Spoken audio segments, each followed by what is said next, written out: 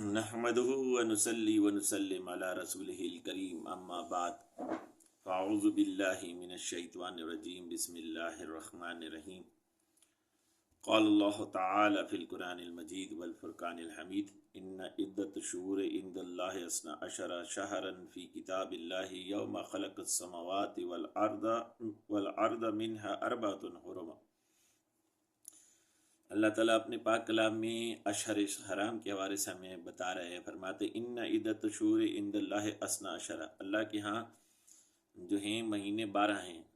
12 شہرن فی کتاب اللہ یوم خلق السماوات والارض، جب سے اللہ نے زمین و آسمان کو پیدا کیا یہی 12 مہینے اللہ کی کتاب میں ہیں۔ والارض منها 4 حرم، اس میں سے 4 مہینے حرمت والے ہیں۔ ذالک الدین القیم، یہ جو ہے قیم دین ہے۔ فلا تظلموا فیہن انفسکم، سیدھا راستہ اللہ نے کہا یہی ہے کہ یہ 12 مہینے میں سے 4 حرمت والے۔ آگے فرمایا فلا تظلموا فیہن انفسکم وقاتلوا المشرکین کافۃ کما یقاتلونکم کافہ، اور فرمایا اس مہینوں میں اپنے جانوں پر ظلم نہ کرو۔ وقاتل المشرکین کافتاً، اور مشرکین سے جنگ ویسے ہی کیا کرو، پوری طرح لڑو جیسے کہ کما یقاتلونکم کافہ، جیسے وہ تم سے لڑتے رہتے ہیں، یعنی ان مہینوں میں بھی اگر جنگ ہو تو جنگ کرو۔ وَعَلَمُوا أَنَّ اللَّهَ مَعَ الْمُتَّقِينَ،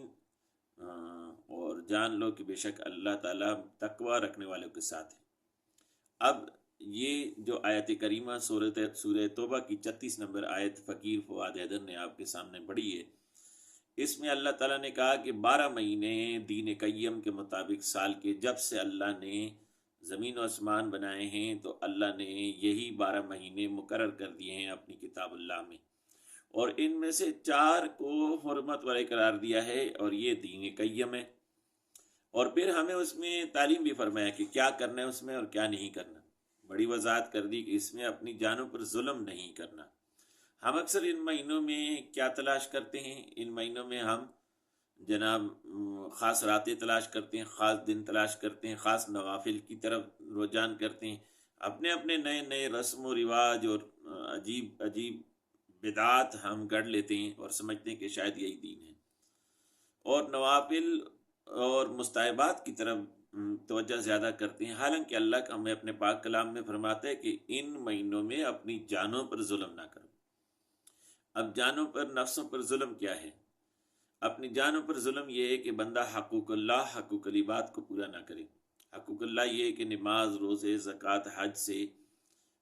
غفلت کرے یا کفر اور شرک کو اختیار کرے، یہ بھی جانوں پر ظلم کرنے میں سے سب سے عظیم ظلم جو ہے وہ شرک ہے اور کفر کو اختیار کرنا ہے۔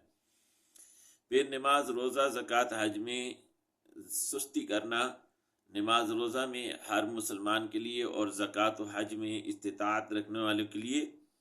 یہ سستی کرنا جو ہے یہ بھی اپنی جانوں پر ظلم کرنا ہے۔ اسی طرح اللہ اور رسول کے جو احکامات ہیں، فرائض و واجبات ہیں، ان کو پورا کرنا یہ ضروری ہے۔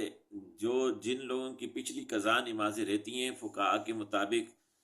ان کی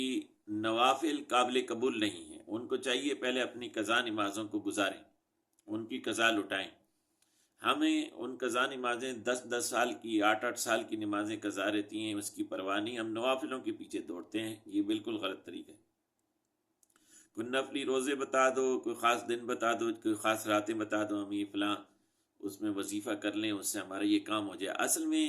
وہی برائے دنیا ہوتا ہے، برائے عبادت تھوڑی ہوتا ہے۔ اس میں اکثر اوقات ہمارا یہی رجحان ہوتا ہے کہ کوئی خاص رات میں کوئی خاص عمل کریں اور اس سے ہمارے کاروبار کے اور زندگی کے بہت سے گناہگار مسائل حل ہو جائیں۔ حالانکہ اگر گناہگار مسائل بے شک اللہ جو ہے پاک ذات ہے، وہ حل فرمانے والا ہے، دعا کرنی چاہیے، ذکر اذکار وظائف نوافل کرنے چاہیے، ان کے اپنے فوائد ہیں، لیکن اگر دنیا غموں کا گھر نہ ہوتا اور یہ مومن کے لیے قید خانہ نہ ہوتا تو انبیاء علیہ السلام کو تکلیفیں نہ پہنچتی، اصحاب رسول کو تکلیفیں نہ پہنچتی، دونوں جہاں کے سردار حضرت محمد مصطفیٰ کریم علیہ السلام اور ان کے آل و اولاد کو تکلیف نہ پہنچتی، لیکن انہوں نے اپنی زندگیوں میں غم بھی دیکھے، تکلیفیں بھی دیکھی، خوشیاں بھی دیکھی۔ معلوم یہ چلا کہ دنیا کے اندر ایک نظام ہے، ایک نیچر ہے، اور وہ اللہ نے مقرر کیا اس نظام کو، اور اس نظام کے تحت غم اور خوشی ساتھ ساتھ چلتے رہتے ہیں۔ اور پھر یہ بھی بتلایا اللہ کے حبیب علیہ السلام نے کہ یہ دنیا مومن کے لیے قید خانہ ہے اور یہ غموں کا گھر ہے۔ اب جانوں پر ظلم کرنا، ایک تو یہ حقوق اللہ کے لحاظ سے کہ کفر اختیار کریں، شرک اختیار کریں، نماز کو چھوڑیں، روزہ، زکوٰۃ، حج کو ہم کما حقہ ادا نہ کریں، یہ جانوں پر ظلم کرنا ہے۔ اسی طرح جہاد سے جان چھڑانا، اس سے جی چرانا، یہ بھی اپنی جانوں پر ظلم کرنا ہے۔ دوسری طرف غیبت، چغلی، حقوق العباد کو نہ پورا کرنا، تکبر کرنا، غرور کرنا، غیبت کرنا، چغلی کرنا، تہمت لگانا، یہ سب وہ عظیم جرائم ہیں جو گناہ کبیرہ ہیں۔ یہ دوسروں کے حقوق مارنا، دوسروں کی زمین پر قبضہ کرنا، بہنوں کے حق نہ ادا کرنا، بیوی کے حق نہ ادا کرنا، شوہر کے حق نہ ادا کرنا، اولاد کی صحیح تربیت نہ کرنا، یہ تمام جو حقوق العباد ہیں، والدین کے حقوق ہیں، رشتہ داروں کے حقوق ہیں، پڑوسیوں کے حقوق ہیں، دیگر مخلوقات کے، یہاں تک کہ چرند پرند اور لباس کے اور نسل کے بھی حقوق ہیں، اور یہاں تک کہ پودوں اور پیڑوں کے حقوق ہیں۔ ان تمام حقوق کی پاسداری کرنا ایک مومن پر لازم ہے۔ اور اپنے نفس پر ظلم کرنا یہ ہے کہ بندہ زنا میں مبتلا ہو، لواطت میں مبتلا ہو، تکبر میں مبتلا ہو، اور رب سے کی نماز کو ادا نہ کرتا ہو، رب سے دعا نہ کرتا ہو، رب کے ذکر سے غافل ہو، نبی کے احکام اور سنت سے غافل ہو، یہ اپنے نفس پر ظلم کرتا ہے۔ جو چغلی کرتا ہے، غیبت کرتا ہے، یہ وہ بے لذت گناہ ہیں جن میں آج کل اکثر معاشرہ مبتلا ہے۔ پرانی قضائیں نہیں لٹانی، پرانی قضا روزے نہیں لٹانے، نفلی روزے اور نفلی نمازوں کی طرف توجہ کرنی۔ اور یہ مقصد نہیں ہے یہاں کا کہ اپنے ظلم جانوں کو پر ظلم نہ کرو، یہ ان خاص مہینوں کا مقصد ہے، چاہے ذیقات کا مہینہ ہو، چاہے ذی الحج کا ہو، چاہے جو ہے محرم کا ہو، چاہے رجب کا ہو، یا دیگر مہینے جنہیں نبی علیہ السلام نے مقدس قرار دیا اور محرم قرار دیا، جیسے شعبان کا مہینہ ہے، رمضان کا مہینہ ہے، جس کی اپنی حرمت اور اپنی تقدیس مختلف روایات میں، قرآن و سنت میں آئی ہے۔ اور اس طرح رسول اللہ صلی اللہ علیہ وسلم کی ولادت اور وفات کا مہینہ ربیع الاول شریف ہے، ربیع النور شریف ہے۔ ایسی ہر مہینے کے اندر اللہ تعالیٰ نے کوئی نہ کوئی خاص بات رکھی ہے، اور باقی اللہ کے ہاں جمعے کا دن خاص ہے، پیر کا دن خاص ہے، اور ہر دن اللہ کے لیے جو جس میں اللہ کے لیے عبادت کی جائے اور اللہ کے احکامات اور رسول اللہ کے احکامات کی تابعداری کی جائے تو وہ رب کے حضور خاص ہے اور قابل قبول اور پسندیدہ ہے۔ تو اس بات کو ہمیں سمجھنا چاہیے کہ ہم نے اپنی جانوں پر ظلم نہیں کرنا۔ ان مہینوں کے اندر پریکٹس کرنی ہے، خاص مہینے، اس میں ہم نے پریکٹس کرنی ہے کہ ہم توبہ کریں۔ جانوں پر ظلم کرنے سے بچنے کے لیے پہلی چیز یہ ہے کہ بندہ سچی پکی صحیح توبہ کرے۔ توبہ کیا شے؟ توبہ اس شے کا نام ہے کہ جو گناہ ہم اپنی زندگی میں کرتے ہیں ان کو ہم سوچیں، یاد کریں، جو کیے ہیں، جو یاد ہیں، جو نہیں یاد ہیں ان کو ذہن میں لائیں، جو نہیں آتے ہیں ان کے بارے میں بھی کہیں یا اللہ جو یاد ہیں، جو نہیں ہیں، جو گناہ مجھ سے ہوتے ہیں ان سب کی معافی عطا فرما۔ سچے دل سے اس پہ توبہ کریں اور پختہ ارادہ کریں کہ اب یہ گناہ نہیں کروں گا، یہ ہے توبہ۔ پھر لوگوں کے حقوق مارے ہیں، چغلی کی ہے، غیبت کی ہے، تکبر کیا ہے، دوسرے کی زمین کا کوئی حصہ مارا ہے، کوئی حق مارا ہے، کسی کو دھکا دیا ہے، کسی کی ماں بہن کو گندی نگاہ سے دیکھا ہے، یہ سب وہ حقوق العباد ہیں جس